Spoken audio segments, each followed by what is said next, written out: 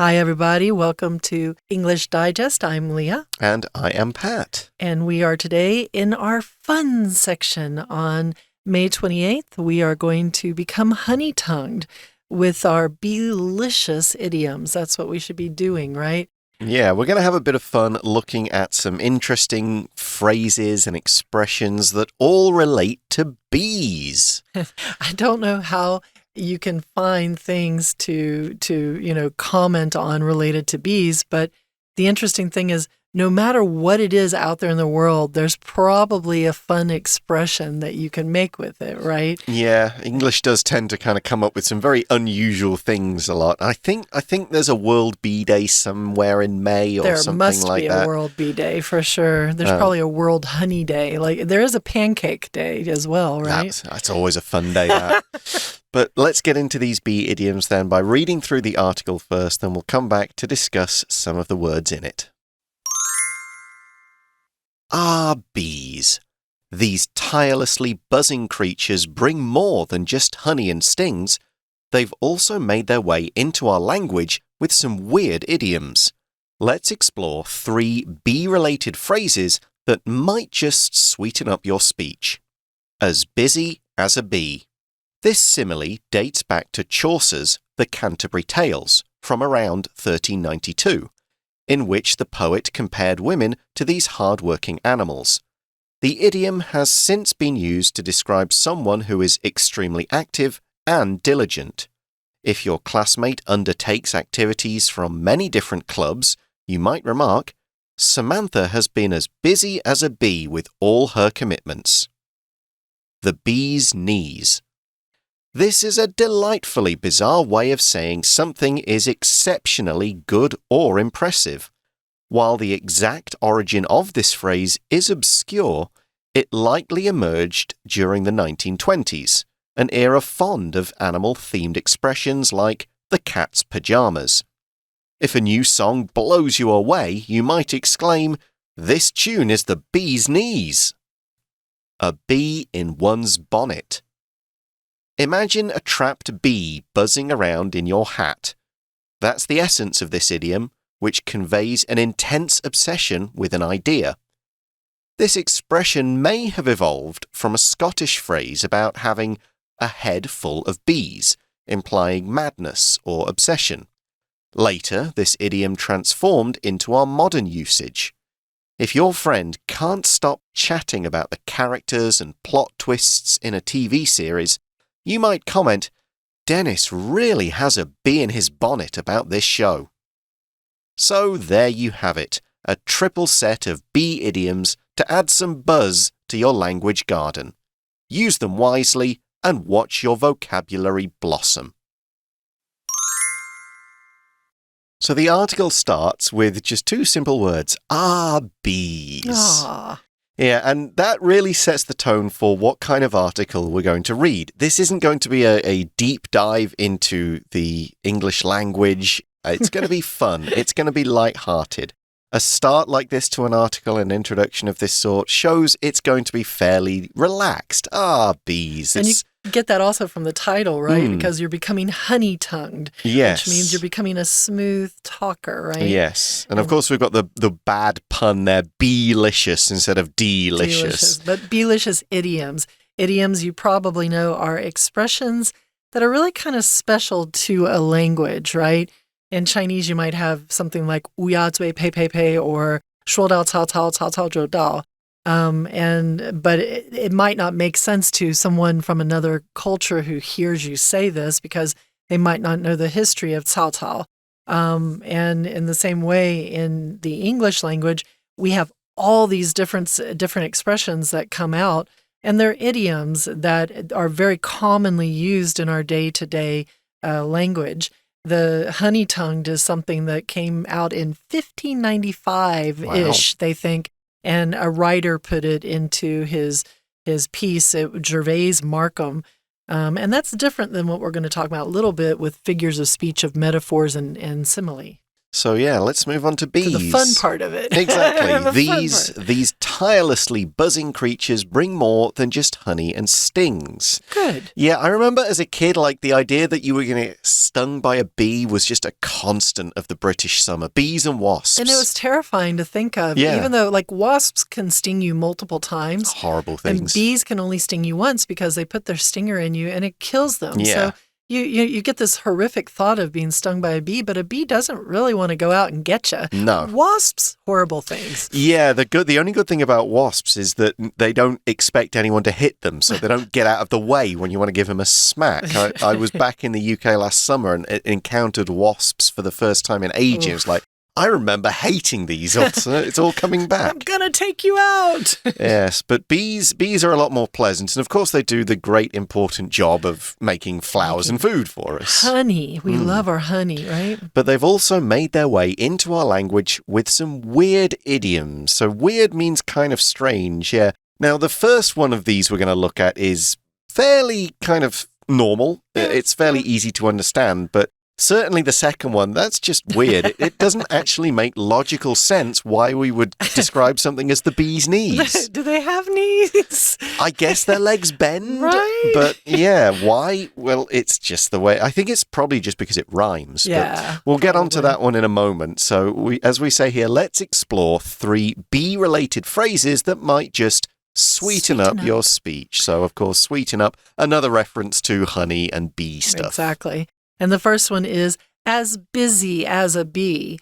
And we're going to talk about what that means. We're going to find out. It is a simile that dates back to Chaucer's The Canterbury Tales from around 1392. So it's been around for over 600 years, this expression. And a simile is a figure of speech that uses like or as to compare two things, as opposed to a metaphor, which just directly says, this is this. So an example might be something like, that test was like being run over by 10 trains. That's a simile. Or that test was a killer. It's just straight out saying it. That is comparing a test to a killer or something that killed you. And that is a metaphor. So this is a simile, as busy as a bee. So you're as busy. If you think about a bee is very busy. Chaucer's Canterbury Tales. Chaucer is an English writer who put together the Canterbury Tales a long time ago, and they kind of were gathered together for him, I think. But this is where we mentioned earlier that a lot of times these idioms or similes, metaphors, come from something in history, right? Yeah. So this is from 600 and something years ago. And to segue, Shakespeare has a lot of idioms or expressions that we use every day in our conversation, like green-eyed monster, someone has a heart of gold, or to break the ice. These are our Shakespearean idioms. Back to our bees. Yeah. So this idiom, Chaucer originally used it to compare women to bees, which actually makes a lot more sense if you consider that it's the women bees, the female bees, that do all the going out to flowers and gathering them. That's them. The male ones just, I think, do the drone stuff inside the hive. Oh, I thought the males went out and gathered and the queen bee just sat at home. I thought more of the females, I could be wrong, but I think a lot of the females go out to do a lot of the gathering. The males just make more. See, I thought we were sitting at home going, yeah, life is good. But either way, this idiom has since been used to describe someone who is extremely active and diligent. So if you're diligent, you're very hardworking. You make sure that if you've got a responsibility, you take care of that responsibility. You do your job. You don't let people down. You're someone who can be relied on to do the necessary work. And you're dedicated. If your classmate undertakes activities from many different clubs, you might remark, Samantha has been as busy as a bee with all of her commitments. So if your classmate undertakes, starts to do, if you undertake a job, you start to do a job. Here she's undertaking activities. So joining many different activities in different clubs, you might remark, you might say, you might comment that Samantha has been as busy as a bee with all of her commitments. And that's just the whole concept of the bees that are always on the go, collecting, pollen, going through the process of creating honey, creating the hive. They're busy. They live their lives. They're busy. They're not just sitting around all day going, life is good. I'm just going to sit on this flower. No, they're busy. Yeah, and we, as well as the actual direct simile, as busy as a bee, we describe people as, oh, she's a busy bee. Yeah. Let's all be busy bees, students, that kind of thing. It's a pretty popular phrase. I know my wife is aware of this idiom, and I suspect it may translate into Chinese quite well, or at least be one that's... I don't know if there is what the phrase is, but I suspect it's pretty well understood outside of like English speakers. Right. I imagine it crosses over into... Bees are busy creatures. They are always doing something, and then if they sting you, they die. So they have a reason to be sweet as bees. Be sweet. Okay, so that is a fairly straightforward idiom and expression. This one is a little bit different. The bee's knees. She's the bee's knees. Yes, and this is a delightfully bizarre way of saying something is exceptionally good or impressive. If something is delightful, it brings delight. It brings a lot of enjoyment. It brings a lot of pleasure. So if something's delightfully bizarre, then it's kind of weird and odd, but in a strangely nice way. It's in a way that makes you smile. Saying something is the bee's knees, it's pleasant, it's fun. It doesn't make sense. It doesn't make, if you think about it, you'll go, why? How? Why is what's so good about bees' knees? Are they, do people eat them? Do the knees do this particularly important job? So this isn't a logical phrase at all, but it does bring a certain amount of delight, maybe because of the way it sounds. I'm sure it's just because of the bees' knees. There's a word for Cockney rhymes. But there's a word for when vowel sounds are repeated in a sentence. Is it assonance or something like that? Yeah. When you get the assonance and alliteration. So alliteration is vowels. Alliteration is when the first letters of words are the same. Consonants. Yes. Yeah, so you can also have like sonnet, bonnet, upon it. Yeah. You have a repeat of the consonant sounds, and that's alliteration. And assonance is when you have a lot of like O's or all the vowels, right? Yeah, bees, knees, please, cheese. That's. And it's fun and playful. Yeah, and that's what makes it a delightful way of saying something is exceptionally or very or really very much good or really, really, really impressive. And we're going to follow up on that just a little bit more to find out where this expression came from in a bit, but first we want to listen to our Chinese teacher, who is also exceptionally good and impressive. And I bet she's the bee's knees. 听众朋友大家好，我是安娜。我们今天要带大家看3个有关于蜜蜂的成语哦，让大家讲话可以甜言蜜语。不过这个我们的音编真的蛮厉害，大家看一下这个 title 呢就用了很多有关于 honey 跟 bee 的字做一些变形。比如说我们的 title 看到 become honey-tongued， 舌头沾了蜂蜜哦。With this delicious idiom， 本来我们说好吃叫做 delicious 嘛，那现在我们的音编把 delicious 变成 delicious， 哎呀，好甜呐！好，所以我们在片语呢要进入之前当然一开始我们还是会讲一些前言呐。这个前言呢，我们要特别注意一下，在引入这个第一段的地方，第2句有一个关系子句哦。这关系子句的先行词就是我们今天要介绍的3个 3 bee-related phrases， 跟蜜蜂有关的片语。后面的 that 到句尾请左右括号。好，当然这个形容词就用得很巧妙啦，会让你的这个说出来的话很甜哦。当然这个是一个很巧妙的一个描述，很有趣。不过我们还是要回过头来看，这个先行词当中有一个复合形容词叫做 be-related。relate A to B 是使 A 跟 B 相关，所以这些 phrases 是被我们写成、被我们创造出来和这个蜜蜂有关，这个叫做 be related。好，了解了之后，我们就进入到第一个啦。As busy as a bee， 相信读者可能在国中或者是一上高一的时候就会学到这个句型咯。老师会告诉你，这个 as 的句型很重要。这个 as 的句型到底是什么句型啊？其实 as 中间夹的是形容词或者是副词。我们有时候说he is busy， 他很忙啦。他很忙，是怎样忙？不太清楚。He runs fast， 他跑很快哦，他跑很快，是比我快还是比谁快？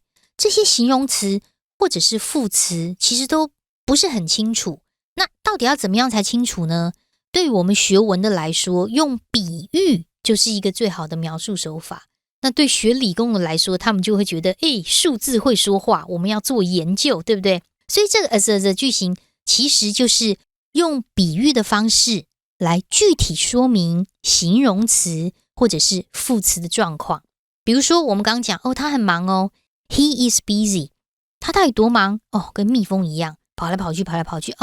你想到蜜蜂就会有点概念，对不对？就会让这个形容词很具体。 He is as busy as a bee。 我们刚刚说他跑很快He runs fast， 有多快？我跟你讲，他跑跟车子一样快。 He runs as fast as a car。 所以第二个 as 其实是一个比喻的人事物，那中间的 as， 这个 as 中间所夹的就是形容词或者是副词，那种很模糊不知道到底程度如何的这种形容词或者是副词，那以后就会用咯。不过接下来就要看文章啦。As busy as a bee 到底是怎么来的？原来是1392年Chaucer 他的 The Canterbury Tales 坎特伯里故事集里面，他当时有提到这个 as busy as a bee。 那我们说第二个 as 是像嘛，所以只要有像的都是 simile。 在第一个 as busy as a bee 的第一句有没有出现 this simile？ 不是 smile这边是 simile， 它是名誉的意思，只要出现像就是名誉。它还有另外一种没有像的，就是比这个所谓的暗喻。如果我说它就是个蜜蜂，没有像，对不对？那是暗喻。暗喻的英文叫做 metaphor， M-E-T-A-P-H-O-R。 好，讲到这个文学作品的由来啦。不过在这里第一句还不能够这个跳过，因为逗点之后的隐晦句到句尾先左右括号，它是补充说明的关系子句。那一定要搞不清楚就很烦，对不对？什么隐晦句？其实这个晦句指的就是前面的 The Canterbury Tales 坎特伯里故事集，而前面的in指的就是在这个作品当中。既然是在作品当中，它就是有一个地方副词的概念，有没有？所以后面的 the poet 一直到句尾是完整的句子，没有缺主词，也没有缺受词。 The poet compared women to these hard-working animals。 诗人就把女人比喻成为很辛勤的这种动物，就是蜜蜂。好，前面的隐晦句就是一个地方副词的概念。那接着大家从此以后大家就会引用出来了嘛。那不过从此以后大家就引用了，同样在这一段第二句把中间的一个 since 抓出来。 since 只要看到这个字的字从，一定表示从过去当时到现在还是这样，所以它一定会搭配现在完成式。 since 再说一次它指的就是根据文章推断或句子里面会有明确过去时间，从当时开始到 now 现在，所以它一定会搭配现在式。而且既然从过去到现在是一段时间，就是现在完成式，所以这是一个关键重点。所以下次你看到同学很忙，可以直接用这句型She's as busy as a bee。 接下来就第二个啦， The bee's knees。 bee's knees 是什么意思蜜蜂它的膝盖是什么意思？ We'll take a short break and we'll be right back with part 2.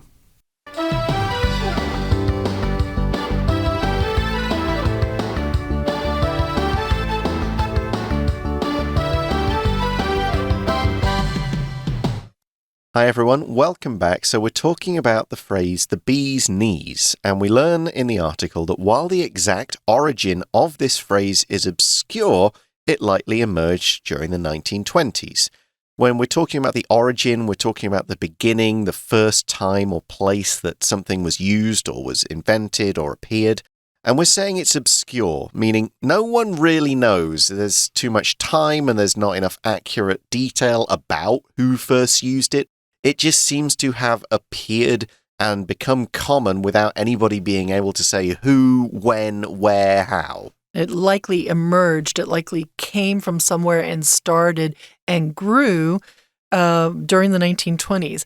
1920s being the era of flappers, the girls in their cute dresses that were often short, and they'd be dancing around, and they had the little tassels that would come down off the dresses and kind of shake back and forth as they dance. And maybe they'd be holding a cigarette in a long holder. The roaring 20s, the roaring fun times, 20s, right? Part of it. And so for me, whenever I hear something like the bee's knees, I think it almost has like a New Jersey accent. The bee's knees, or what is it? Here's the other one. The cat's pajamas. That wasn't a very good New Jersey accent, but it just sounds like it should be a flapper girl saying these cute things. Yeah, apparently the 1920s was an era fond of animal-themed expressions, and the cat's pajamas is one, and that's got that same kind of, what was it, assonance, isn't it? With the A sounds, cat's pajamas. It's got that sort of similar, it doesn't quite rhyme, but it feels lyrical in some way. It's very playful, and I guess that was the whole Roaring Twenties attitude, right? Yeah. It's something playful. I will mention we have a couple of expressions in British English for this, but they're not ones I can say when we're on a live recording, so I'll have to share them another time. My.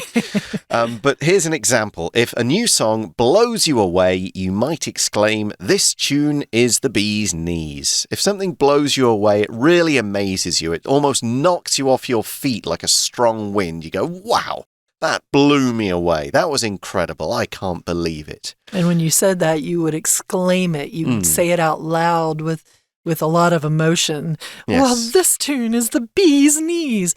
Nowadays, you might say, this tune is fire. But yeah. Yeah, to exclaim something, it's a very definitive, very declarative statement. You're really telling people, this is how I feel, and I've got to say this. I've got to get these words out right now. You're making an exclamation. Yeah, I don't want to keep it inside. And you might have an exclamation point at the end of your exclamation. Indeed. The next one or the last one for our day today is a bee in one's bonnet. You poor thing, you. You must have a bee in your bonnet. Imagine a trapped bee buzzing around in your hat. And if you're scared of bees, that would not make you happy. My brother is very scared of bees, and it's a lot of fun to think of him with a bee in his bonnet. So if you had that bee in your hat, that is, what the feeling, the essence of this idiom is, which conveys an intense obsession with an idea. If you have a bee in your bonnet, the essence, the basic element of this is that you are absolutely obsessed with an idea. You are fixated on it. You are fascinated on it. You can't think of anything else. So you're locked in on that idea, and you don't hear or think of anything else. So this expression, again, it's a little obscure. We're not 100% sure where it comes from. So we use may have evolved. Right. So it might have come from this. May have, and then the PP form is suggesting possibility rather than definite. And it may have evolved or come from and grown from a Scottish phrase about having a head full of bees. Scottish is just the adjective for people from the country of Scotland. Yes. And I lived up there for a year, and they have a lot of very colourful phrases and idioms. So it wouldn't surprise me if this was true, if it came from a Scottish saying. But the Scottish saying was having a head full of bees. So not about your hat or a bonnet of some kind. A bonnet's just a type of hat. Yeah. You've got a head full of bees, and this is implying madness or, again, obsession. If something implies something, it suggests it, but not directly. It's giving you the idea, and if you look at it and think about it, you go, okay, that's what it means, but it's not saying it directly. So it would, of course, be not very polite if you called someone, well, that person is mad. They're crazy. They're a bit insane about something. So we just say, oh, they've got a head full of bees. The interesting thing about implying is that you don't normally imply good things about people. You might imply that someone has one too many boyfriends or something like that, and then you're not being nice about what you're saying about that other person. And that's often what you're doing when you're implying something. You don't imply that someone's a great worker. You normally say something negative about them when you make this implication. Later, this idiom transformed into our modern usage. So it used to be head full of bees. And over time, they think, if you remember, that we don't know for sure, but they think it transformed, it gradually changed into our modern usage, the way we use it today, which is a bee in one's bonnet. I will also mention about the word bonnet. If you're in the UK, that's what we call the front of a car that lifts up and has the engine under it. True. In the US, you'll say the hood. Yes. But in the UK, you'll say, yeah, lift up the bonnet. And have a look at the engine. And when I think of bonnets, I think of Little House on the Prairie or like your Easter bonnet. Your bonnet in the old days was that hat that you would put on for really special occasions, but it was normally one that would a baby's bonnet also, right? That would kind of tie around your head, and it wasn't a full-on hat with like edges sticking out side to side. It kind of wraps and around your head, so you can imagine it sitting relatively close to the head, and you've got a bee in it. Oh my gosh! And that just means you're really fixated on something and you can't let it go. So, God, watch out for Mom today. She has a bee in her bonnet. She really wants us to clean our rooms. And here's another example from the article. If your friend can't stop chatting about the characters and plot twists in a TV series, plot twist is just when something unexpected happens, like everything's happening, then, oh my God, like he's really his twin brother. And then it changes the whole plot. That's right. A plot twist. The plot doesn't move in a straight line. It takes a big jump or goes around a corner. You might comment, Dennis really has a bee in his bonnet about this show. He's obsessed with it. He can't stop talking about it. He's, hey, did you see this? Oh, you guys should watch that. You guys have got to watch this show on Netflix. He's got a bee in his bonnet about it. And ironically, bonnet would be only worn by women. So it's kind of funny to mention it for the guy. But a Scotch bonnet. Oh, really? A Scotch bonnet, another name for it is the tam o' shanter. It's this kind of Scottish cap. The right? Stereotypical Scottish hat that you might see people like in the Scottish cities wearing if they're in like the Scottish kilt and full gear. It's that kind of hat. But is it a tam, the one that's kind of like a beret? It's a little bit with a bit in the middle, and often with a tartan pattern on it. So I'm wondering if because that can be a bonnet, it's maybe all connected. So I'd have to look that up. Yeah, that would be a fun one to know. And this is when we get into the etymology of words, or the etymology of words, or the origin of words. And I love to figure out where words came from and where expressions can come from, as we have been finding out today. So now we are going to wrap up about this. We're going to say, so there you have it. A triple set of bee idioms to add some buzz to your language garden. A triple set just means 3, right? You've got 3 idioms that we've talked about today. And we're doing the play on words. We're using an onomatopoetic word, buzz. But it also here means to add some energy or excitement to your language garden, to the words that you use all the time. We don't really say language garden very much, so it's very much used here to kind of be playful. Yeah, the bee imagery with gardens and flowers and things like that. Buzz can also mean like a lot of excited talk about a particular subject. Hey, there's a lot of buzz about this movie, a lot of excitement. So we conclude by saying use these idioms wisely, and watch your vocabulary blossom. So again, more flower, more garden imagery to go with the bees. To blossom means to grow into something beautiful in the way that a flower goes from a fairly ordinary looking bud into a beautiful thing with colourful petals. Absolutely. So that brings us to the end of the article. We're not quite done yet, though. Someone else who can help your English language blossom is our Chinese teacher. Let's listen now. 不过啊，这个 origin 哦，这个起源真的蛮有趣的。你说 exactly 到底是什么意思？好像也没有什么特别意思，因为当时在1920年代的时候啊，那个年代就是大家很喜欢用动物为主题，然后就发明了一些 phrases。我们刚刚讲这个概念就出现在 The Bee's Knees 这一段的第二句。首先一开始这里的 while 先把它抓出来，在这里不是 when 的意思哦，大家一定要记好。while 在英文当中还有连接词 although， 虽然表让步的意思。那你说我怎么会知道？看上下文去推断。当然你既然要了解的话，就一定要先记得 while 本身有 although 的这个意思，你句子才会看得懂嘛。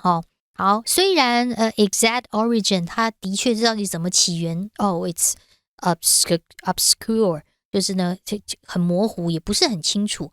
不过我们刚刚说1920年代当时大家就喜欢用动物这个主题来去创造一些 phrases 嘛。所以同样在这一句逗点之后 an era 跟逗点前面 the 1920s 这里要稍微注意一下哦。逗点之后的 an era 其实是 the 1920s 这个同义词的所谓的同位语。那这个同位语的 an era 一个年代，什么年代呢？后面的 found 到句尾的地方先左右括号。它是限定用法关系子句的简化哦，省略的是which或 that 跟 be 动词的 was 啊，那个年代就喜欢用动物为主题的这一些描述嘛，所以同样当时很红的像 the cat's pajamas 哦，这个猫的睡衣啊，那猫穿睡衣啊也不是，反正就是当时喜欢就是引用一些动物做成这样子的一个片语。好，到底蜜蜂它的膝盖是什么意思呢？没什么意思，通常就是指的这个人事物啊非常的出色或者是非常顶尖的意思哦，真的是太棒了 Wow, it's the bee's knees 真的好厉害哦，大概就这个意思。好，最后面我们来看一下 a bee in one's bonnet。 bonnet 这个字如果你不知道还真难猜，这 bonnet 其实就是一种帽子啦齁，就是帽子里面有一个蜜蜂不过这个帽子里面有一个蜜蜂并不是我们觉得很烦或者是怎么样的意思，或者是很讨厌或者是很惊吓，而是对什么着迷或者是念念不忘，就是对一个想法强烈痴迷的意思。那这个强烈的痴迷它的由来是如何呢？其实本来它是一个苏格兰的短语，在这段的第二句我们同样也可以把 may have evolved 这边特别把它抓出来。 may 这个助动词后面加上 have pp 的时候，就表示对过去事实的推测。那由来不是很确定，不过可能是从当时有一个苏格兰的短语演变过来的。整个头 a head full of bees 头脑里都是这个蜜蜂，就表示 madness 同样这句最后面 or obsession 或者是痴迷的意思。所以如果对于某一出剧啦或者是某一个想法啊特别的痴迷，你就可以做个评论哦。例如最后面的例句Dennis really has a bee in his bonnet about this show 所以在这个片语当中，不妨你在前面可以写人 have a bee in one's bonnet about something 这种用法。好，以上的3个片语记得要学起来，要会用哦。我是 Anna， 我们下次见。Okay, everybody, that brings us to the end of our fun article on bee-licious idioms. We hope you've learned something interesting today. Thanks very much for being with us as we talk through it. For English Digest, I'm Pat. I'm Leah. Be good. And be safe. Bye-bye. Bye-bye.